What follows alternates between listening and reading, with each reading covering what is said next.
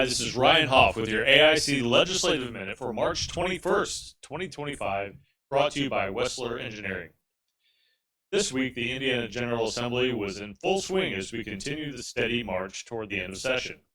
The legislature has even started final adoption of any legislation that wasn't amended during consideration by the opposite chamber. And without glancing at the calendar, everyone knows that the end of session is not far off. This week, the Senate Transportation and Homeland Security Committee heard House Bill 1461, which deals with road funding and community crossings grants.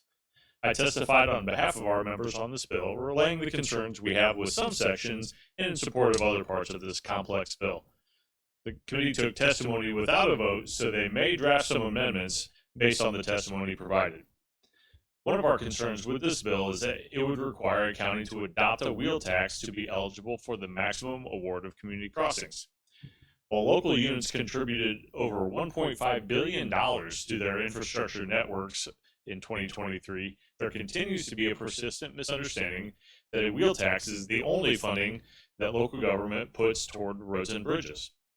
As I have discussed with you all on several occasions, one of our primary roles when we discuss matters with legislators is constantly educating on the many complexities of county government, and budgeting for county highway construction, maintenance, and operations is a great example of that. The House Ways and Means Committee has yet to bring back the Senate Bill 1 property tax reform legislation for amendment. Since I last updated you on this bill 2 weeks ago, the committee took testimony relating to House Bill 1402, which is a massive restructuring of local government finance, including property tax and local income tax adoption and distribution formulas.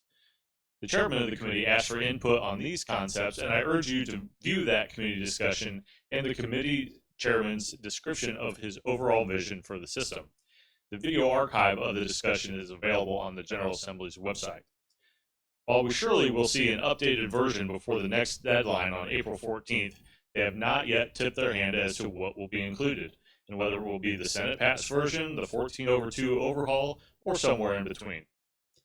And while I try to bring you the biggest news each week, keep in mind there's continued discussion and continued work on many other issues such as annexation, planning and zoning, water rights, judicial costs, prosecutor reimbursement, and much, much more. So keep an eye on AIC's work across all our social media and email alerts.